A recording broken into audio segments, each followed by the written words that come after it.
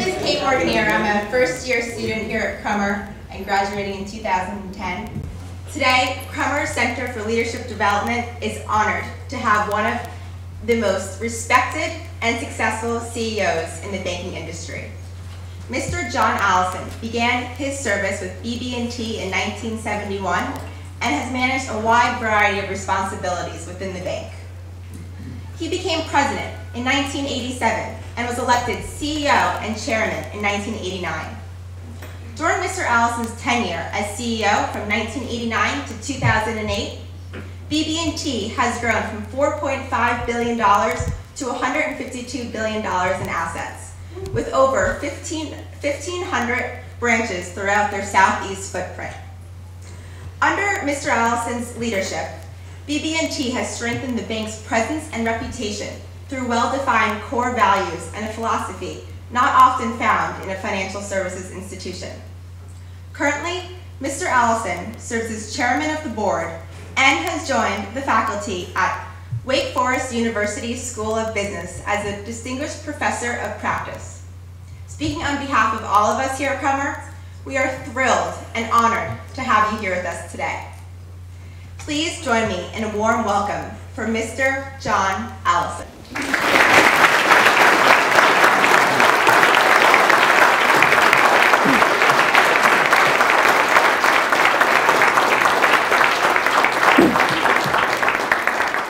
Thank you and good afternoon. It's really a pleasure to be here. I always enjoy having the opportunity to talk to bright young people who will be future leaders in our society and to community and business leaders who are already playing a very important role.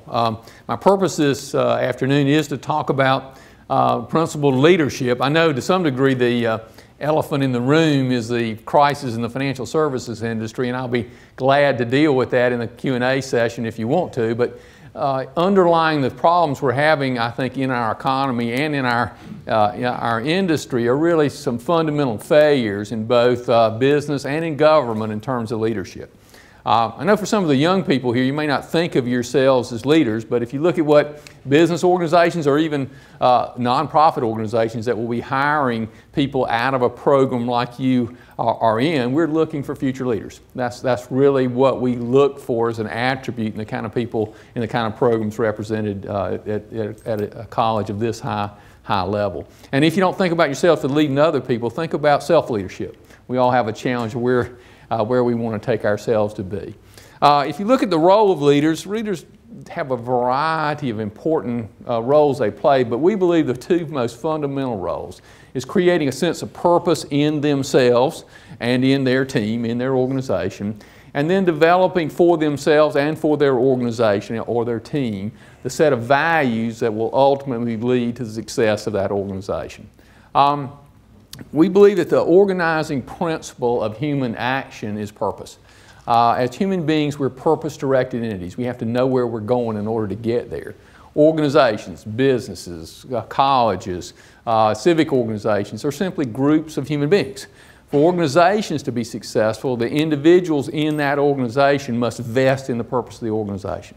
So purpose is a really powerful driver of human action. As a concrete example, BB&T itself is very much a purpose-driven business. And our business is expressed in our mission. And our mission is to literally make the world a better place to live by helping our clients achieve economic success and financial security, by creating a place where our employees can learn, grow, and be fulfilled in their work, by making the communities we work a better place to be, and thereby optimizing the long-term return to our shareholders while creating a safe and sound investment. We're not confused. In a free market, our primary fiduciary responsibility is to our shareholders. We work for our shareholders. However, in order to accomplish that end, the first thing we've got to do is do a great job for our clients, because all of our revenues come from our clients. In order to do a great job for our clients, we have to have great people, because we're fundamentally in a people business. And we kind of create the kind of environment where people want to work for BB&T. And we do all that in the context of our communities, not from an altruistic perspective, but because if our communities don't do well, we don't do well. So we try to take a very long-term perspective, do the right thing for our clients, employees, and communities, and in that context, create superior rewards for shareholders. Just like an organization needs a sense of purpose, so do you as an individual human being.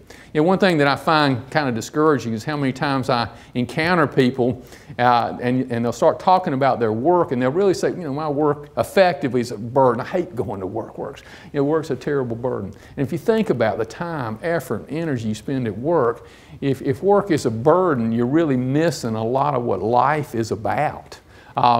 What you really have to have is passion and energy in your work. And to do that, you have to have a sense of purpose in your work.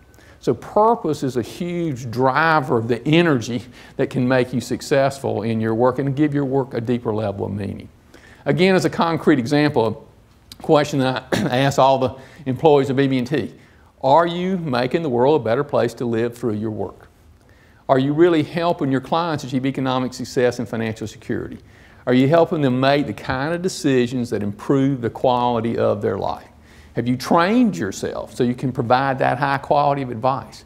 And absolutely never ever do anything that's bad for your client, even if you can make a profit in the short term, because it'll always come back around to haunt you. It'll always come back to haunt you.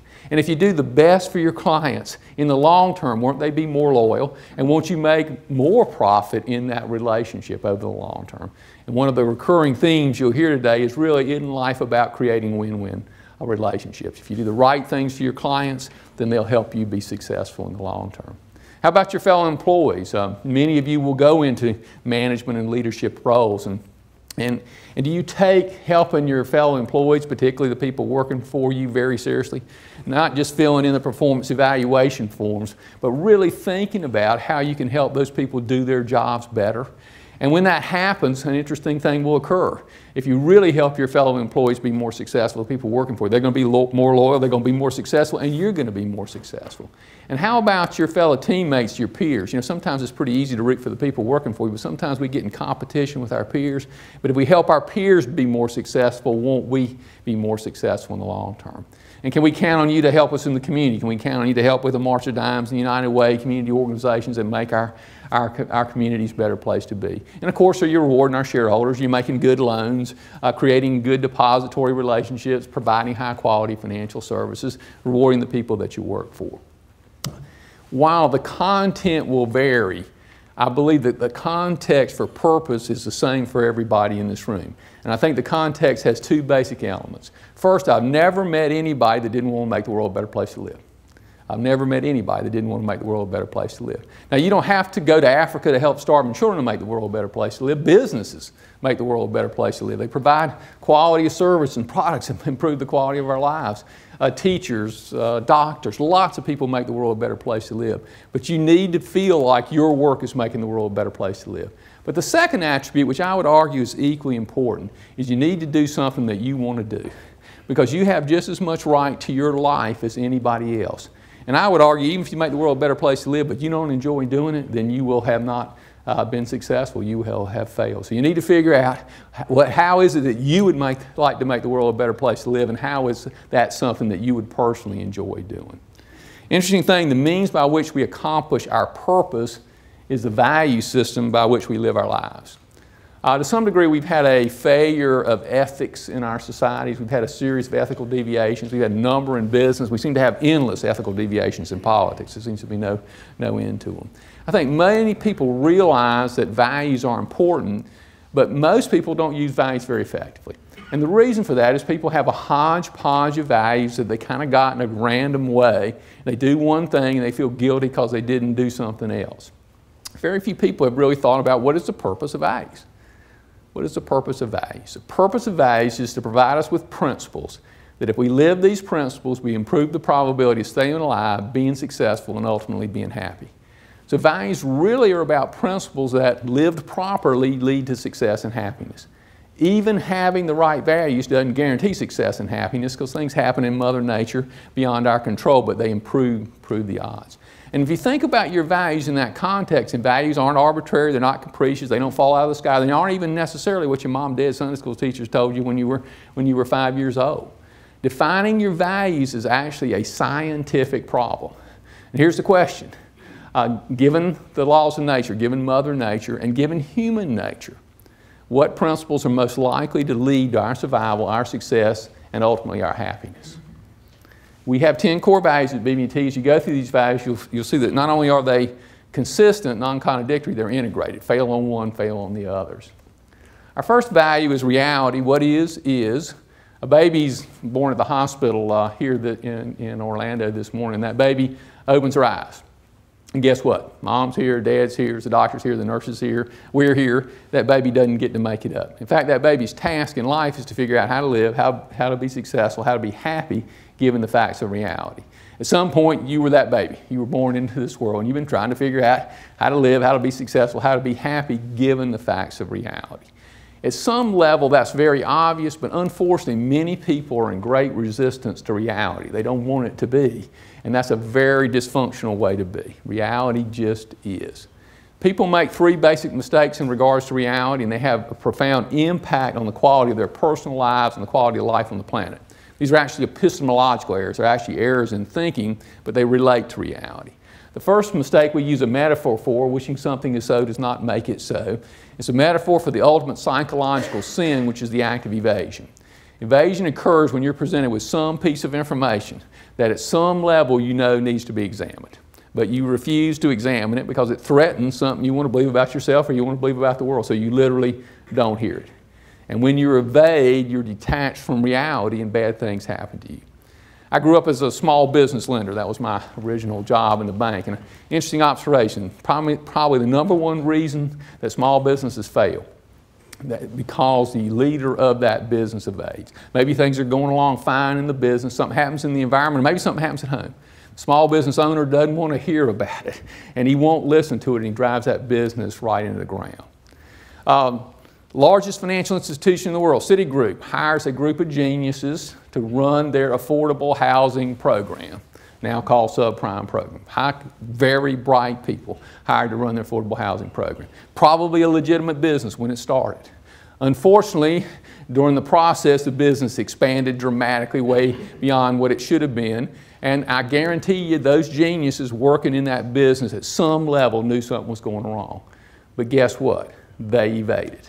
Why did they evade? Because they'd have to give up their own incentives, and the corporation would have made a lot less money, and they ran that business right in the ground. Unfortunately, everybody evades. I guarantee you evade. Your parents, your friends, your spouses have been telling you about your evasions. The next time you hear something that maybe you've heard before that you know you ought to look at, have the courage to objectively look at it as an adult. Being detached from reality is not a good place to be. The second error is a belief in popularity. Reality is independent of popularity. The year 1600, 99.9% of the people on the planet were certain that the sun went around the earth. Get up in the morning, the sun comes up in the east, goes down in the west, sun goes around the earth. 1620, Galileo proves that the earth goes around the sun. The fact that 99.9% of the people on the planet believed the sun went around the earth had no effect on the sun or the earth. Reality is independent of popularity. At some conscious level, a lot of times I think people believe that, but it's also interesting how many times do we act based on reality? You ever been based on popularity? You ever been in a group setting where you really didn't think the group was doing the right thing, but you went along with it because the group was doing it? In fact, I saw a study the other day about why college students cheat. And the answer was other college students cheat. I was in interesting conversations with a number of CEOs of companies our size that got in trouble in the current marketplace. And I wasn't surprised that Citigroup, as big as they were and the kind of business they were in, that's a kind of illegitimate area for them to pursue, even though it didn't work out. But why were companies our size involved in those businesses? And I talked to a number of those CEOs and they had some interesting rationalizations. But you know what the real reason they told me is because everybody else was doing it. The fact that everybody else is doing it doesn't make it work. In fact, one of the great attributes of successful entrepreneurs is they do things that are very different from what the crowd thinks. The third error is a belief in authority. Reality is independent of authority, and unfortunately this error is an avoidable error that's done an awful lot of damage over the years. 1620, Galileo publishes his book and proves that the earth goes around the sun. The Pope, who is the intellectual, spiritual leader of Western civilization, reads Galileo's book. He's a highly educated man. He doesn't like Galileo's book. It threatens his most fundamental beliefs. So he promptly puts Galileo under house arrest for the rest of his life. Tries to destroy every copy of Galileo's books. A few sneak out, lead to Newton, the Industrial Revolution, the quality of life we have today. Guess what? Whether the Pope likes it or not, the earth keeps going around the sun. Reality is independent of authority. In the financial services business today, the big authorities are Standard & Poor's, Moody's, and Fitch. They're the underwriting agencies, and they underwrote lots of these financial instruments that are now failing in the marketplace. They did a very poor job of underwriting, and they certainly need to be blamed for that poor underwriting job. But it's very interesting. We avoided some of that, not that we don't have our challenges, because we actually looked at a lot of these instruments, and even though Standard & Poor's and Moody's had given them AAA ratings, if you looked at how they were arriving at that rating just on the common sense information and went back to the real estate markets of the early 1990s, you said, well, these things are way rated too good. They shouldn't have these high of ratings. So we do have to rely on authorities, but we are responsible for evaluating our authorities, and reality is independent of authority. One of the most interesting aspects of reality is called the law of cause and effect, or the law of causality. And if you want to visualize the law of causality, you can see one billiard ball hitting another billiard ball, and you see the first billiard ball cause the second billiard ball to move. But the law of causality is actually a lot deeper than that. What the law of causality says is that everything in nature has a nature, and everything must act consistent with its nature. Everything in nature has a nature, and everything must act consistent with its nature. Billiard balls have to act like billiard balls. Elephants have to act like elephants. And human beings have to act like human beings. We have a nature, and we must act consistent with our nature.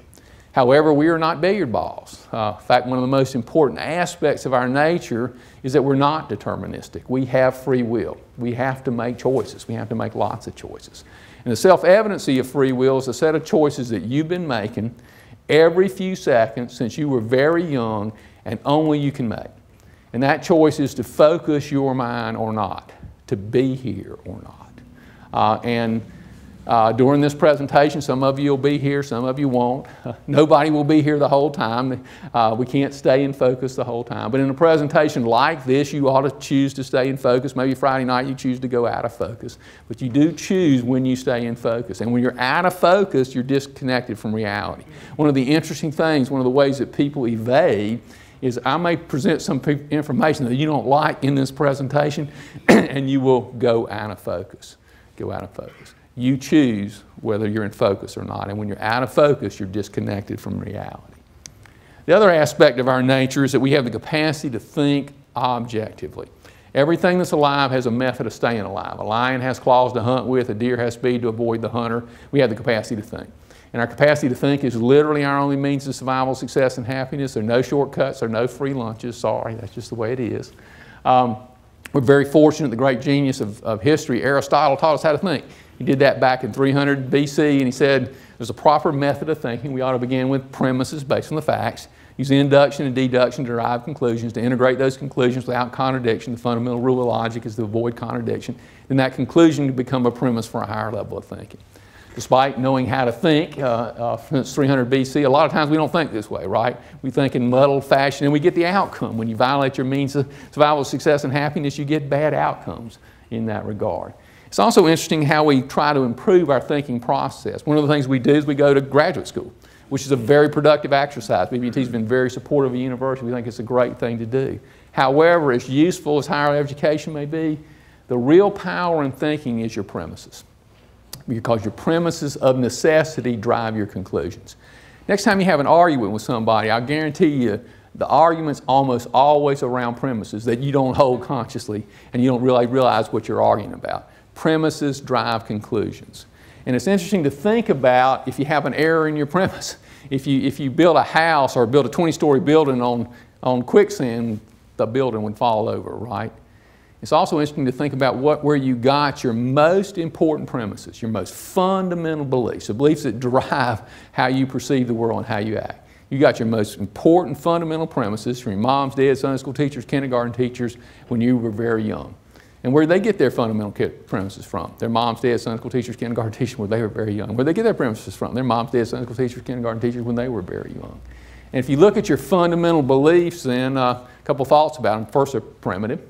Second, you probably got a hodgepodge of beliefs, some that make sense, some that may not. You can see that in your parents. You may love your parents, but you can probably see things that keep them from being as successful, and more important, keep them from being as happy as they would have been.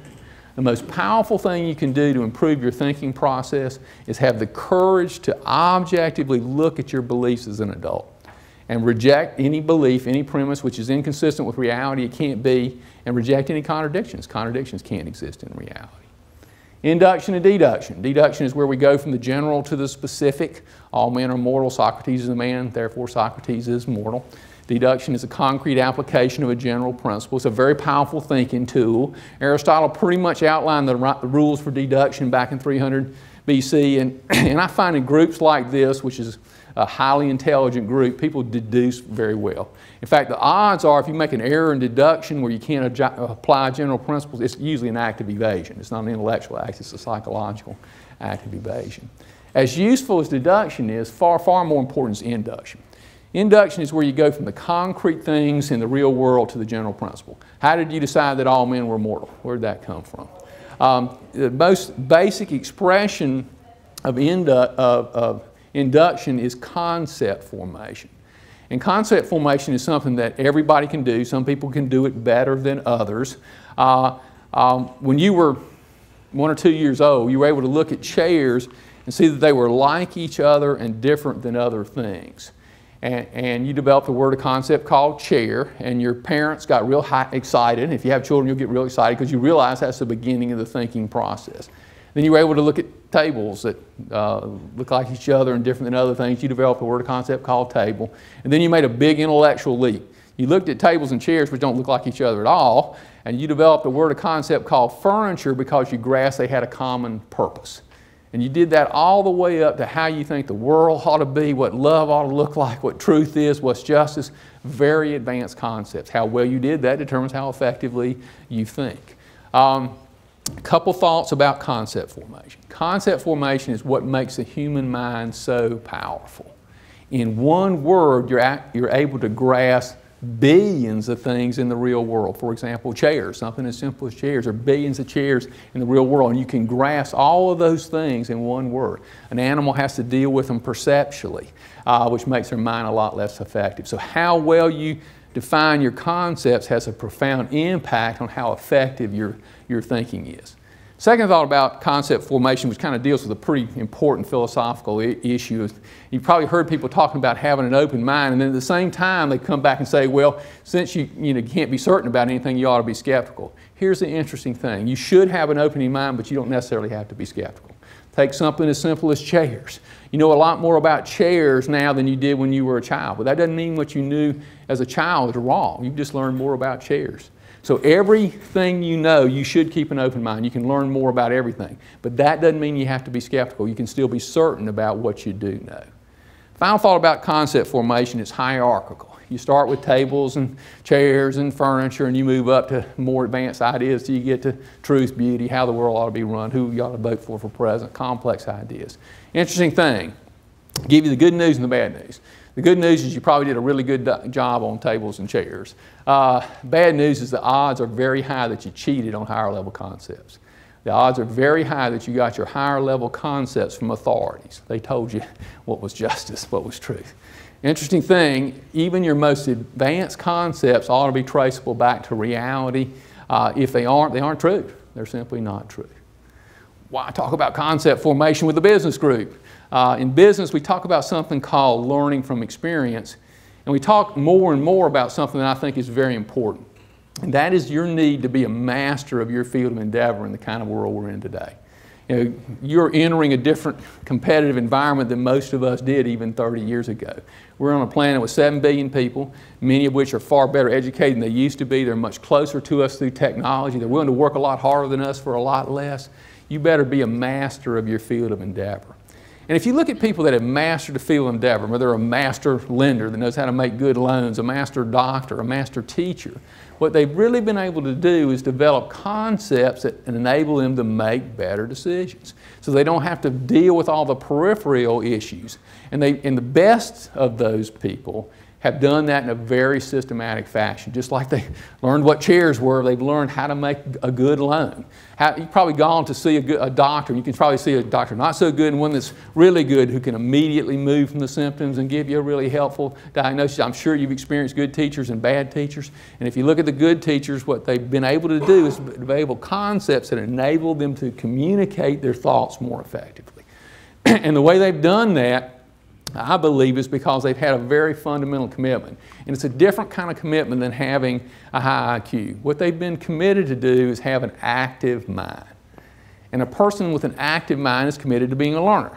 They tend to read more, they go to more educational seminars, but they particularly learn effectively from their experiences. And if you look at people that are superior experiential learners, that really get to be a master of their field of endeavor, they do two simple but profound things well. First, probably everybody here can associate with learning from your mistakes. You probably can think of some mistakes that had a pretty big effect on your life. However, unfortunately, many of us, almost all of us, don't learn from all our mistakes. So we get to go them over and over again. You ever have anything in your personality say, ooh, sorry I did that and I've done it before? And you get to do it over and over again.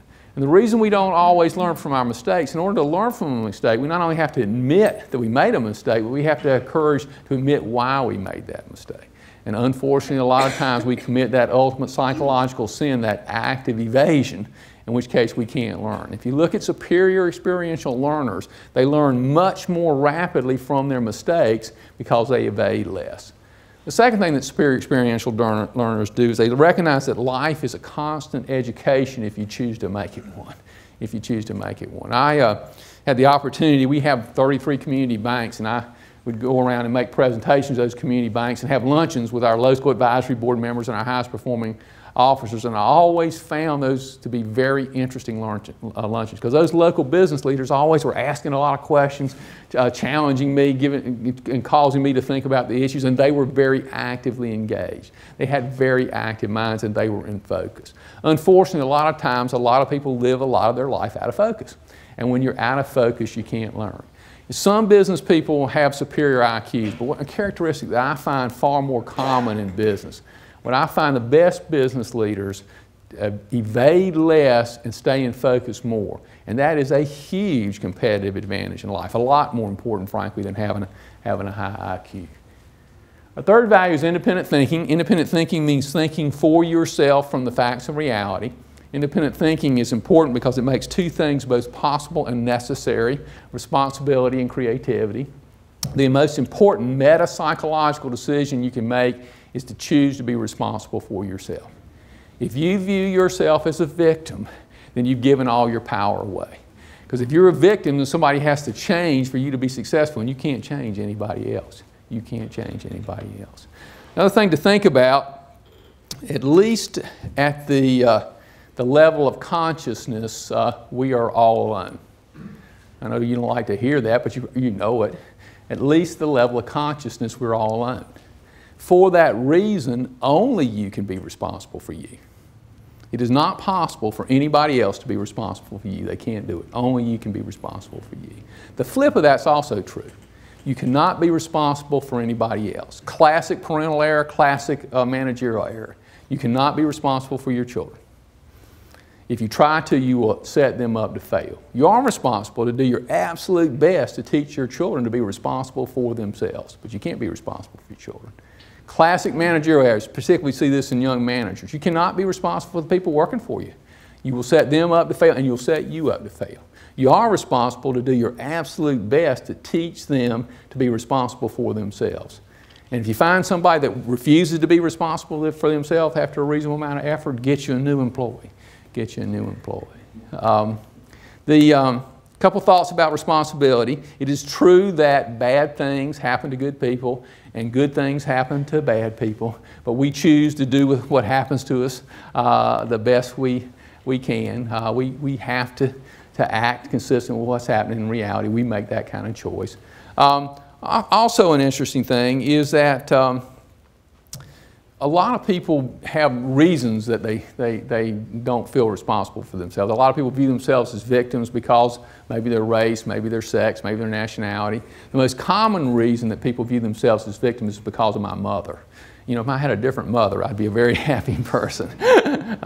You choose to be responsible for yourself or not, regardless of whatever it is your mother may or may not have done. A couple other thoughts about responsibility. I find that successful people like in this room are responsible for their success, or you wouldn't be here. It's definitional. But I find many successful people are not responsible for their own happiness, and only you can make you happy. Creativity. All human progress is based on creativity. Because unless somebody does something better, there cannot be progress. Creativity is only possible to an independent thinker, somebody that thinks like the crowd, cannot innovate, cannot be contributed, cannot contribute to human progress. So creativity is the foundation for individual success and the foundation for the quality of life in our planet. That's why entrepreneurs are so very, very important. One thought about creativity, a lot of people view creativity as somehow magical. And because it's magical, they can't do it. Not so. Creativity is an intellectual process. It's a thinking process. It is true that most creativity takes place in the subconscious, but 90% of your thinking, maybe 95% of your thinking takes place in the subconscious. You can kind of think of yourself like you're a computer. It's not a perfect analogy. You wrote the programs, you control the programs, but the programs just act and you don't think about it because they're acting in your subconscious. And creativity takes place in the subconscious, but it is an intellectual activity. If you look at people that are creative, they have two interesting attributes. One, they believe it's important that they be creative, and second, they believe that they are capable of being creative. Our fourth value is productivity. In a free market, productivity exists in a couple of planes. The first plane is a macro plane. In a free market, profit is a good thing. It's simply the difference between the value of what we create and the cost of creating it. The bigger the profit, the better. To be very profitable, you must be very productive. You have to be very efficient. At the individual level, productivity is that gut level commitment to get the job done. I believe there's a fundamental psychological difference between high performers and non-performers. Non-performers are often looking for the reasons not to be successful, and high performers have a gut level commitment to get the job done. To give you an example, over the years I've visited lots of our branches, gone to lots of our home office functions, and I've been through this experience many times. I'll go into a branch where maybe things aren't going too well, and I'll talk to the branch manager. And the branch manager will have a story about why things aren't going well. You know, those competitors across the street are charging too low rates on loans, paying too high rates on deposits. The street light keeps people from getting into the branch. If those people in the home office would fix that computer, everything would be okay. Sometimes there's some truth in that. Sometimes there are obstacles that cause people to fail. That's no question about it. Sometimes we change branch managers and everything gets okay. Everything gets okay. I flip that around with our high performers. We have what we call our Sterling Award winners, our highest producing employees. But the interesting thing about that, almost nobody ever wins that award every year. The same 25% tend to come back over a long period of time though. And if you look at those high performers, they face the same obstacles, but they have a very different mindset. What they'll do is tell you about how much they did and how much they're going to do in the future. So they see the obstacles, but they're not focused on the obstacles. They have that gut level commitment to get the job done. So there's a fundamental difference psychologically between non-performers and high performers. Non-performers are looking for reasons to fail. High performers have that gut level commitment to get the job done. And they don't always succeed, but they do succeed over the long term. Our fifth value is honesty. Honesty is a foundational value. Without it, almost nothing else follows. Without honesty, there can be no trustworthiness. There cannot be meaningful relationships. It is a fundamental value. If you look at most of the ethical deviations we've seen in our society, they're around dishonesty. Being dishonest is being detached from reality. It's interesting to reflect on the standard of honesty. Some people think that in order to be honest, you always have to be right. Not so. As human beings, we're not omniscient. You don't have to be right to be honest, but there is a very rigorous standard for honesty. We must mean what we say and know what we mean. We must mean what we say and know what we mean. Mean what we say kind of exists on two planes. One is the macro plane where you don't go out and intentionally mislead people in kind of a grand manner. I doubt there's anybody in this room that does that very often, or if ever, or else you wouldn't be here. It usually gets people in trouble. But the standard is trickier than that. Sometimes we tell little white lies that the cumulative effect becomes a black lie. You see that in management fairly often. You go talk to somebody and they'll tell you about somebody working for you, and they'll tell you all these things wrong with that person that's working for them, and then they get ready to do the performance appraisal for that person, and they don't tell them. They sugarcoat it. And then they get mad at the person they didn't tell that the person didn't hear what they didn't say, right?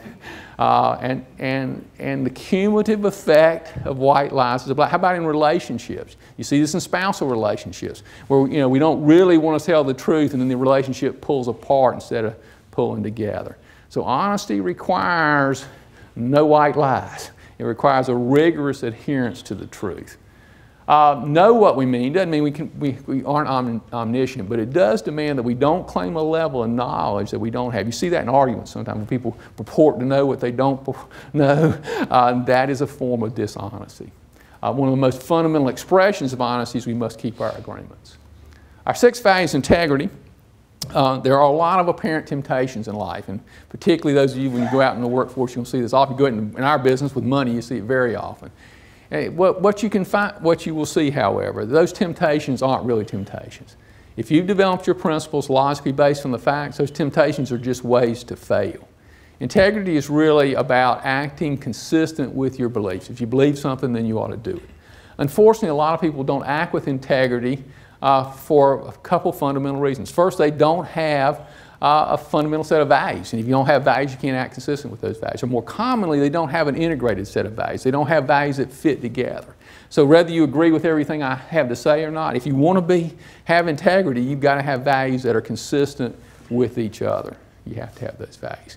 Integrity, a lot of people also view integrity as some kind of duty. It's, I've got to act consistent with my values. Not so.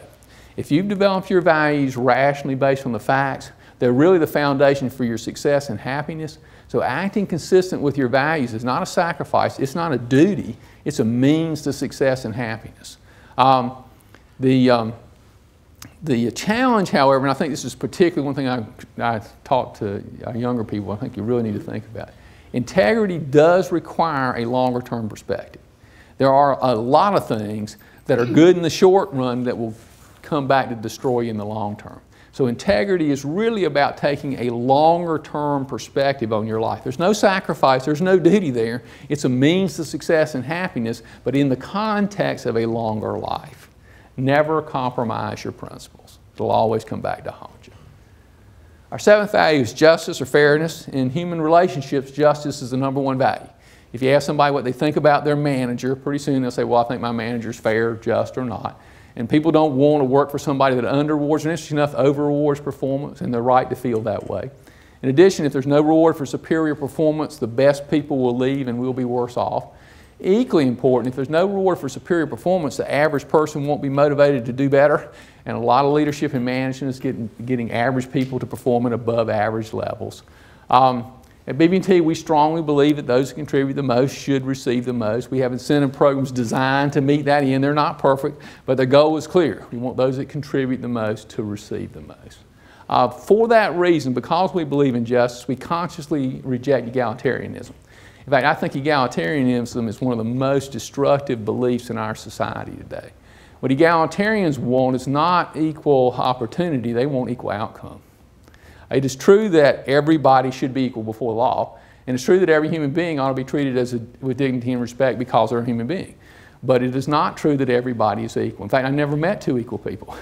Every person in this room is unique, is special. Every person in this room is a unique, special individual. We're all different. At the extreme, Thomas Edison and the Boston Strangler are not equal. They're not equal.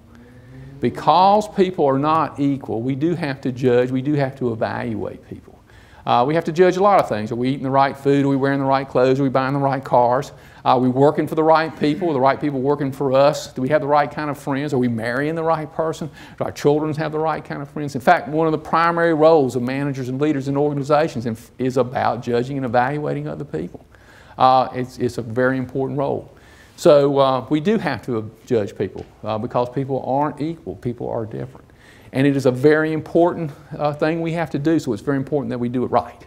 And there's a proper method of judging people. You have to judge people as individuals based on their merits, based on what matters.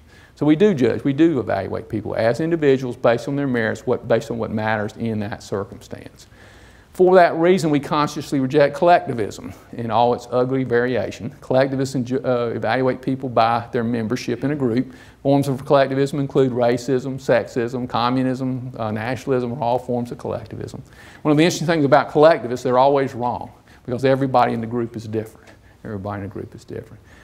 In business, the most common forms of collectivism you find are racism and sexism. I think we've made some progress, but we still have a lot of racists and sexists around. If you look at people that are racist and sexist, it's interesting to think about their motivation. I think it's largely driven by low self-esteem, because the way I get to feel better about myself is my group's better than your group, even though I'm not too good, right? It's also interesting to think about what being a racist or a sexist does to the person that has those attributes. And this is one thing that I don't think they realize, is that it's bad for them. And it really applies to a very general principle. For example, if we have a branch manager, and that branch manager doesn't hire the best person to do the job because that person is black, white, male, female, Chinese, any other non-essential reason, what's going to happen? That branch manager is going to be less successful than she would have been. And over time, eventually that branch will fail and she'll get fired. So being a racist or sexist is bad for the person being discriminated against, but it's also bad for the person doing the discrimination. And it applies to a very general principle. Our means of survival, success, and happiness is our capacity to think rationally. One of the most important arenas in which we must think rationally is our evaluation of other people. When we evaluate other people for the wrong reasons, bad things happen to us. That's true for racism and sexism, but it's also a lot more subtle than that. If you evaluate people because of their hair color, their weight, if you evaluate people for any set of the wrong reasons in that circumstance, it's going to be a bad thing for you. If you pick out your spouse because they're good looking instead of having the right kind of character, bad things will happen to you. So we do have to judge other people, but we have to judge them rationally based on the facts. A couple other thoughts about justice. Justice is a two-edged sword. It's pretty easy to reward superior performance. It's pretty tough to deal with non-performance. And I find that a lot of young managers have a real difficult time dealing with non-performance. Interesting to reflect on, failing to deal with non-performance is a form of injustice. It's unjust not to deal with non-performance. First, it's unjust to the team. Non-performers hurt the team, but interestingly enough, it's unjust to the non-performer. I've never met a happy non-performer. Failing to deal with non-performance is an injustice. Second thought about justice. Justice only applies to human action.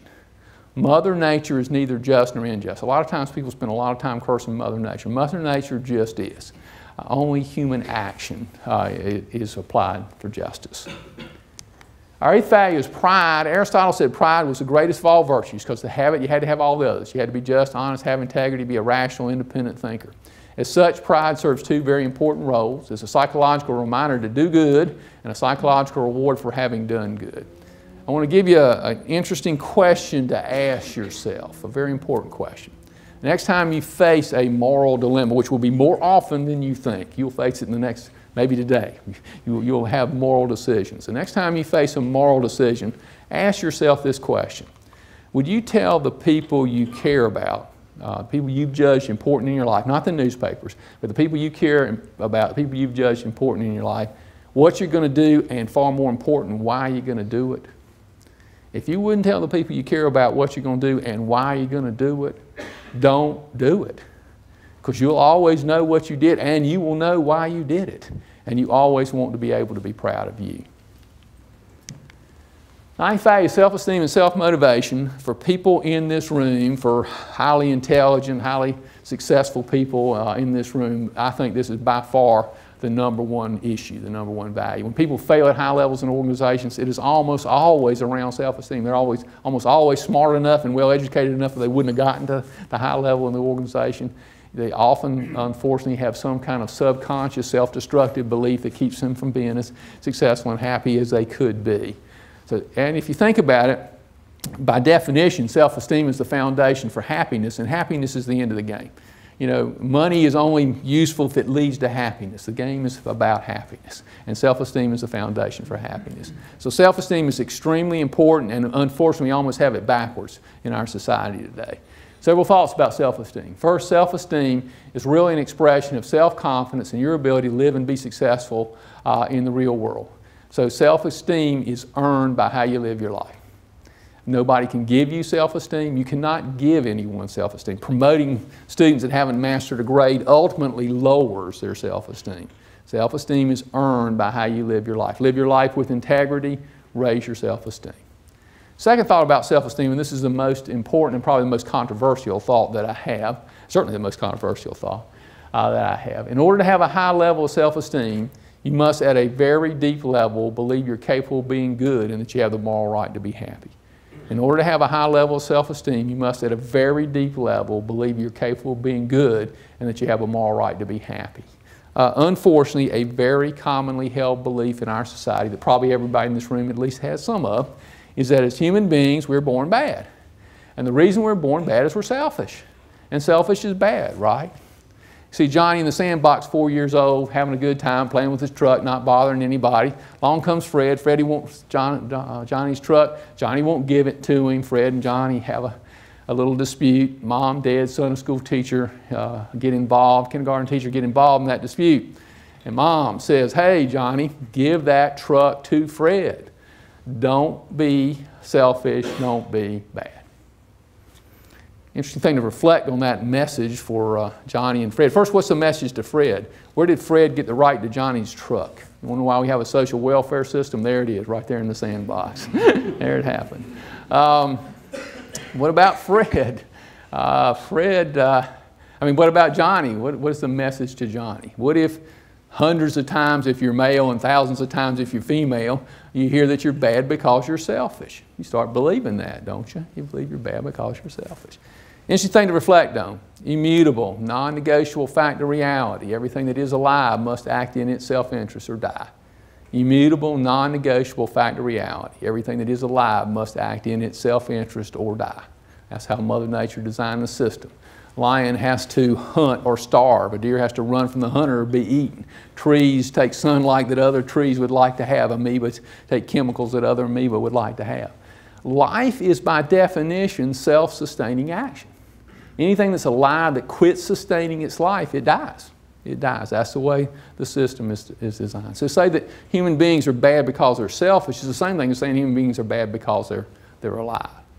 Now it's important to define selfishness properly because we get false definitions, and I'm going to define it as acting in one's rational, long-term self-interest, and look at two what I call false dichotomies. Those two false dichotomies are to take advantage of other people and self-sacrifice, neither one of which makes sense. A lot of times when people think about being selfish, they really think about taking advantage of other people.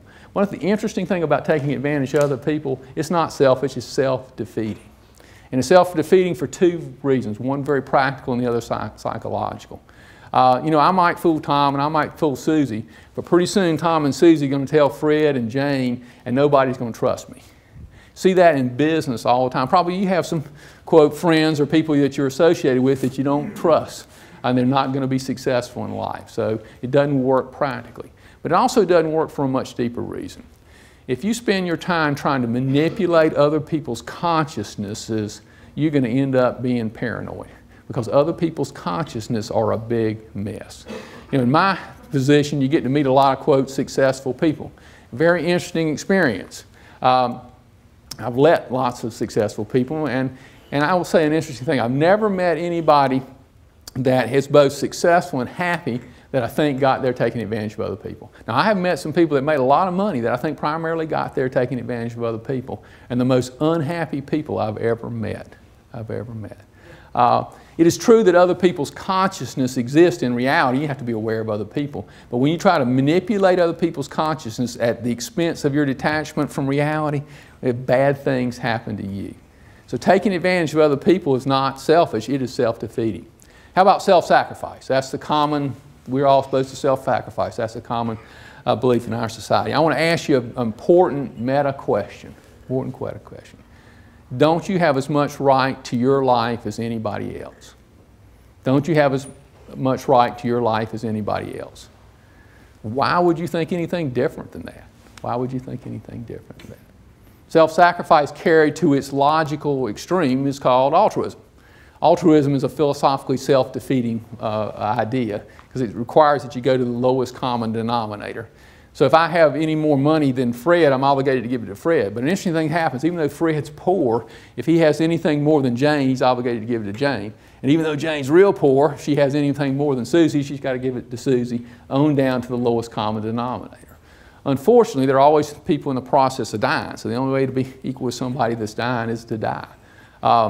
We don't take altruism seriously today. In the Middle Ages, the monks took altruism seriously. They beat themselves with whips. They drank dirty dishwater. They slept on rocks. They were really good altruists. Not a great way to live, right? Not a great way to live. Taking advantage of other people doesn't work, and self-sacrifice doesn't work.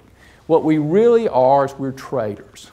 We trade value for value. We get better together.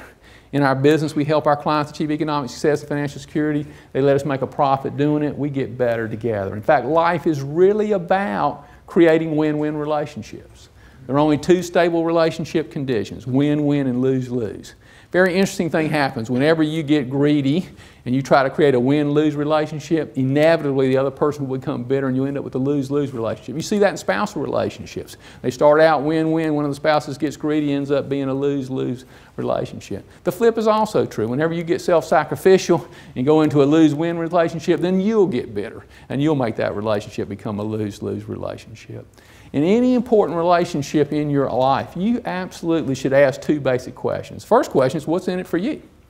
Because if there's nothing in it for you, that relationship won't work. It won't work for you, and it won't, interestingly enough, won't work for them. So it's a legitimate question, what's in it for me? But you also should ask, what's in it for them? How will this relationship benefit them? Because if there's nothing in it for them, it ultimately won't work for you. So life is really about creating win-win relationships. And of course, it is in your rational self-interest to help your family, to help your friends, to help the people you work with, help the people you care about because you care about them. If you have children and you love your children, helping your children is not a sacrifice because you love your children. In fact, love is the ultimate expression of selfishness. Now, most people don't think about that, but love is the ultimate expression of selfishness. Particularly, I think about this age group here. You're getting ready to get married, and your future spouse comes up to you, and you're all excited. And your future spouse comes up and she says, honey, I'm so excited about marrying you. This is the biggest self-sacrifice I've ever made. Not what you want to hear, right? Love is an expression of selfishness.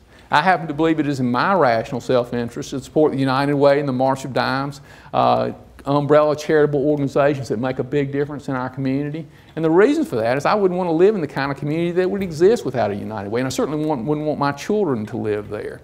So I believe it is in my rational self-interest to support those kind of organizations. And interesting enough, because I believe that, I give more and I give more consistency. A lot of times when people give to something out of sacrifice, they find some reason to get better. And in that context, you should act in your rational self-interest. You're not bad because you're selfish, you're alive because you're selfish. One of the great philosophical observations from the history of man was by Thomas Jefferson in the Declaration of Independence. Life, liberty, and the pursuit of happiness. Most people hear that, they think about liberty, and liberty is very important, but it's an old idea. The new idea, the world-changing idea in the Declaration of Independence was the pursuit of happiness. Before Jefferson, before the thinkers of the Enlightenment, everybody existed for everybody else's good. Nobody existed for their own good. Everybody existed for the good of the king, the good of the state, the good of the church. Nobody existed for their own good. What Jefferson said, what the thinkers of the Enlightenment said, is each of us has the moral right to the pursuit of our personal happiness. We're not guaranteed success in that pursuit, but we have that right. And that idea created the most successful and interesting, the most benevolent society in history. Because when people have the right to their own lives, they're naturally nicer to other people. In socialist and communist societies, everybody hates each other because they're all slaves to each other. And I agree with Jefferson. I agree that each of us has the moral right to the pursuit of our personal happiness. If you don't believe at a very deep level that you're capable of being good and that you have the moral right to the pursuit of happiness, you cannot have a high level of self-esteem. Third thought about self-esteem, just like you need to be evaluating, judging other people, you need to be judging yourself. You need to be constantly asking, am I who I want to be? Am I moving in the right direction? You should be self-evaluating. Give you an example about that judgment. One of my heroes is Michael Jordan. Michael Jordan was not only a great basketball player, I thought he was a real inspiration for poor kids. This will surprise you, but I'm not as good a basketball player as Michael Jordan. I know that's a big surprise to you. Should I feel bad about me because of that? No. Just like as human beings, we all have a nature. As a concrete human being, we're all born with a nature. We're born with certain sets of strengths and certain sets of weaknesses, and all we can do is the best we can given our nature. And interestingly enough, all that requires that you do is you do something productive that you enjoy doing, and you do it the best you can do it. If you do something productive that you enjoy doing and you do it the best you can do it, then you're perfect. People say perfection's impossible. Well, if it's impossible, it isn't perfect, right? Perfect is the best possible. And you can be perfect and get better because it's contextual. You can learn more and you can grow. If you're not doing something productive, you're not doing something you enjoy doing, do something different. If you're doing something productive and you enjoy doing, you're not doing the best you can do it better. Do it better. Two basic errors that can be made in self-evaluation. One is when you think you're better than you are. That's called arrogance. Arrogance is a terrible mistake. I don't know if we have any arrogant people in here. If you've gotten feedback about that, watch that. Never lend money to arrogant people. Arrogance usually reflects a detachment from reality that gets people in trouble eventually. Sometimes they'll be successful in the short term, but they'll get in trouble in the long term. Watch it. I find in groups like this, though, however, arrogance is rare. It happens, but it's rare. What I find in groups like this, probably most people in this room don't realize the obvious that you're in the top 5%, probably the top 2% of people on this planet in many, many attributes that would matter. And I find in groups like this, the most common mistake is that people don't feel as good about themselves as they objectively ought to. And I can tell you why. It happened in that sandbox. In that sandbox, you learn that you shouldn't be selfish, and you know at some level you had to be selfish or you couldn't be here, and you irrationally feel bad about yourself. And that's a shame, because successful people ought to objectively, rationally evaluate themselves, and if they should feel good about themselves, they should feel good about themselves. If I thought about self-esteem, in the real world, self-esteem primarily comes from romantic love and productive work. Romantic love is probably a survival of the species need. I am not an expert on romantic love, I promise you that. I will say one basic thought about romantic love. If you are looking for somebody to make you happy, if you expect your spouse to make you happy, you are guaranteed to fail. Nobody else can make you happy. If you're looking for somebody to share your happiness with, you're almost certainly going to be successful, because there's a lot of people that would like to share happiness. Productive work. Productive work is a fundamental human need. I use that in the broadest context. Raising children is very productive, very hard work. But as human beings, we live by production. For most of the people in this room, your work will be your primary driver of self-esteem, because you're going to spend a disproportionate amount of your time, effort, energy, and mental focus at work. And that's why work is a lot more important than just whether you make money or not. It's a lot more important than that, because it determines in many ways who you think of yourself as being. Something I say to all the employees of BB&T. It's real important to BB&T that you do your job well, but it's far, far, far more important to you. Might fool me, might fool your boss about how well you do your job, but you'll never fool you. And if you don't do your work the best you can possibly do it, you will have an immediate, unavoidable negative consequence. You will lower your self-esteem. Now, the good news, the flip is true. If you do your work the best you can possibly do it, you can't do the impossible, but you do your work the best you can possibly do it, you will raise your self-esteem. And that's more important than whether you get a raise or whether you get a promotion. For those of you that are in college, if you have work, you have college work. And if you think about your work in terms of your grades, you're missing the point. If you don't pursue your education at the best level you can pursue it, you will lower your self-esteem, which will make you less successful and less happy in the long term. One interesting integrating thought about that Michael Jordan example that relates to why I think egalitarianism is such a destructive idea. I am not as good a basketball player as Michael Jordan. I don't care how hard I tried, how hard you tried to help me. I cannot become as good a basketball player as Michael Jordan. It's not possible. It can't be done. You cannot make the average great. Now, you can make the average better. That may be a very productive, very noble thing to do, but you cannot make the average great. However, you can make the great average. And egalitarians, by definition, are in the business of making the great average, because that's the only way you can make people equal. It's easy to make the great average. It's easy to make Michael Jordan as good a basketball player as me. Just cut his legs off, right? Maybe a hand, I don't know where the line is. You say, well, we wouldn't do that to Michael Jordan. I don't know. Great people haven't fared too well throughout Western history. You know, we poisoned Socrates and imprisoned Galileo, burned Joan of Arc. Great people have struggled. Now we're more sophisticated. We do it with balls and chains. 1% of the population pays 25% of the taxes. 5% pays 50%. And 50% of the population pays no taxes. Great way to run a democracy. Interesting kind of thing. Interesting thing happens when we put balls and chains on great people. Bad things happen to us because great people make a disproportionate contribution to human well-being. Thomas Edison not only invented the light bulb, he invented electrical generation, he invented the research laboratory itself. Put balls and chains on great people, bad things happen to us. What's interesting, egalitarians try to claim the moral high ground, but I think what motivates the egalitarians is the most destructive of all human emotions, and I think we're seeing it today. It's the most destructive of all human emotions. It's called envy, which is hatred of the good for being the good. It's a very destructive emotion. Teamwork, mutual supportiveness. While we want people that think for themselves, that have strong personal goals, they have to recognize in any organization setting we're in it together, and you have to be a good team player. And good team players do three basic things. First, they do their own job well. In fact, the most common way that people fail teams is they don't do their job well. You've probably been put in a college setting into an arbitrary group where you had a bunch of people in the group and one of them didn't do their job. Very frustrating kind of experience. The first thing a good team player does is do their job well. The second thing a good team player does is root for their fellow teammates. Root for their fellow teammates. There's an old saying in the South, lie down with dogs, get fleas. The flip of that's also true. Spend time with great people, get to be great. Try to find people that are better than you and learn from those people to become masters of any field of endeavor. Unfortunately, sometimes we root against our teammates, don't we?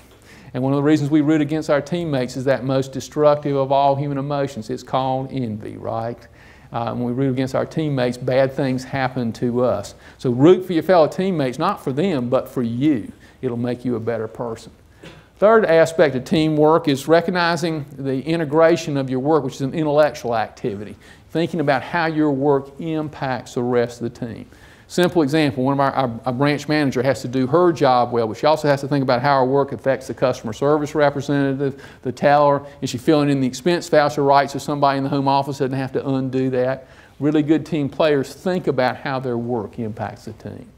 Those are our 10 core values at BB&T. If you think about those values, not only are they non-contradictory, they're integrated. Fail on one, fail on all the others. If you're disconnected from reality, you can't be honest, you can't be just, et cetera, et cetera. You fail in all this system.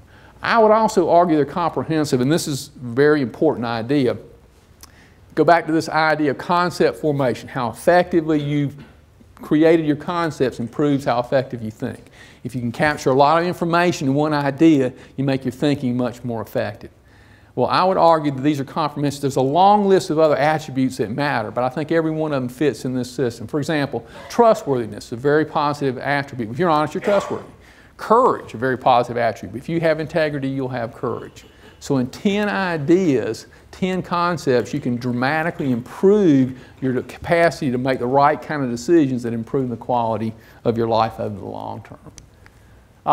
Whenever you talk about making rational decisions, people always somewhere say, what about emotions? There's supposed to be this big conflict between reason and emotions. A couple thoughts about emotions. Emotions are very important. They're not going away. They're part of who you are as a human being. But a lot of people misunderstand the role of emotions. In some ways, emotions are like primitive values that give us automated responses to people, events, and things in our lives. Our emotions are largely learned as we are children, but we change our emotions over our lives, but we largely learn them as children. You met somebody you liked, and you met somebody like that you liked, so I'm going to like that kind of person. You went to some kind of event, you didn't like it. You went to another event like that, you didn't like it, so I'm not going to like that kind of event, etc. And you develop these automated responses. I would suspect that almost everybody in this room, probably everybody in this room, did a pretty good job of that, or you probably wouldn't be here. Most of the time, I would suspect your emotions are pretty good guides to action. And they improve your efficiency. You don't have to reinvent the wheel. If we went in a prison, you wouldn't want to be guided by a prisoner's emotions. Otherwise, they got some destructive emotions. But I have never met anybody that didn't have some emotion that didn't make sense. Some emotion that kept them from being as happy as they could be. If you think about how you develop your emotions, largely as children, it'd be amazing if you didn't have some destructive emotions. Interesting thing about emotions, emotions are learned. We probably have a propensity to have emotions, but we learn our emotions. If we didn't learn our emotions, we'd all have the same emotions. And I guarantee you, everybody in here has a different set of emotions. So you learned your emotions. Because emotions are learned, you can change your emotions. Changing emotions is very hard, and it's a very high payback activity. Several of the members of our executive management team have significantly changed their emotions and dramatically improved their performance. And of course, what you want is to have your emotions so you're happy when you should be happy, unhappy when you should be unhappy. A lot of people want to change their emotions so they're never unhappy. There are objective times when you ought to be unhappy. But what you want to avoid is being unhappy when you should be happy. One final thought about emotions. Emotions are not a means of knowledge. And this is a biggie. Emotions are not a means of knowledge. In any conflict between reason and emotion, always pick reason. There's nothing magical about emotions. They're intellectual activities developed in your brain. So in any conflict between reason and emotion, pick reason. And if you think about it, emotions are just reasons you had when you were young and knew a lot less than you know today. For this group, I think that's particularly important because what you're going to find is most of the time your reason and your emotions line up. They tell you to do the same thing. When they don't, that's a red flag. And when that happens, you ought to first ask yourself, do my reasons make sense?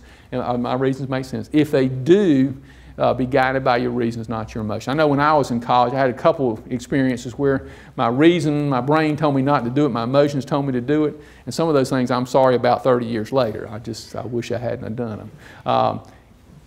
Large organizations got in financial trouble. These were very smart people running these organizations with high IQs. I know, knowing some of these players, that some of the decisions they made was because they wanted their organization to be bigger than their competitor's organization without thinking about the long-term consequences, driven by an emotional desire. In fact, I think a lot of the worst decisions in business are made over emotion. So emotions are good in many ways, but in any conflict between reason and emotion, reason be guided by reason. Final thought, BB&T, we strongly believe in investing in employee education to create a knowledge-based organization because we think competitive advantages in the minds of our employees. And there's only one real natural resource, that's the human mind. We also believe in systematized learning based on the concept of Aristotle that excellence is art won by training and habituation. We repeatedly do excellence, and it's not an act but a habit. We have what we call an operating leadership model I think is relevant to you to think about. We grew our company a lot through doing mergers and acquisitions, and in that process sometimes we would want to change the results in those companies that we had acquired.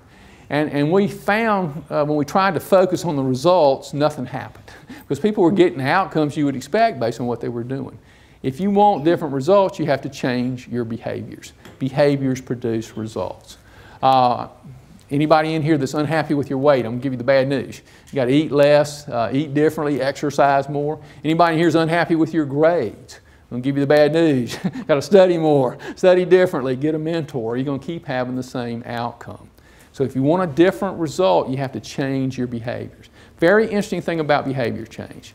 People can temporarily change their behaviors, but you cannot sustain your behavior change unless you fundamentally believe it's the right thing to do. People lose weight, gain it back, lose weight, gain it back. You will ultimately act consistent with your beliefs. By the way, that's the same thing that's true for the people working for you. If you're in a leadership role, you don't really manage results. Although you measure results, but you don't manage results. What you manage is beliefs and behaviors. And people if they have the right beliefs and the right behaviors, they'll produce the right outcomes. And a lot of times managers beat on their employees psychologically, trying to get a different outcome, and that will not change the outcome. The employee has to know the behaviors that will produce the superior results, and they have to believe it's right. And they have to believe it's right in two ways. They have to believe it's good for them, and they have to believe it's good for the world if they're going to consistently do that behavior. By the way, that's one reason that purpose is so important, and I would say for this group to really be aware of purpose. Because if your goal is just to graduate from this program, if your goal is just to make good grades, that will not be the kind of belief that supports the behaviors that will produce the outcome you want. But if you've got a bigger purpose, you've got something you want to do with your life, something you want to accomplish, it will cause you to behave in a different way that will produce a better result for the long term. So purpose is very important in a very practical way. At BB&T, what we're really trying to do is create a very valuable organization based on the right principles. We believe that if our organization and the people in it live the right kind of principles, we will be successful as an organization, and the individuals in it will not only have the opportunity to be successful, but also to be happy. I know we have people that will be principal leaders in our society, and we certainly need that going forward. Thank you very much.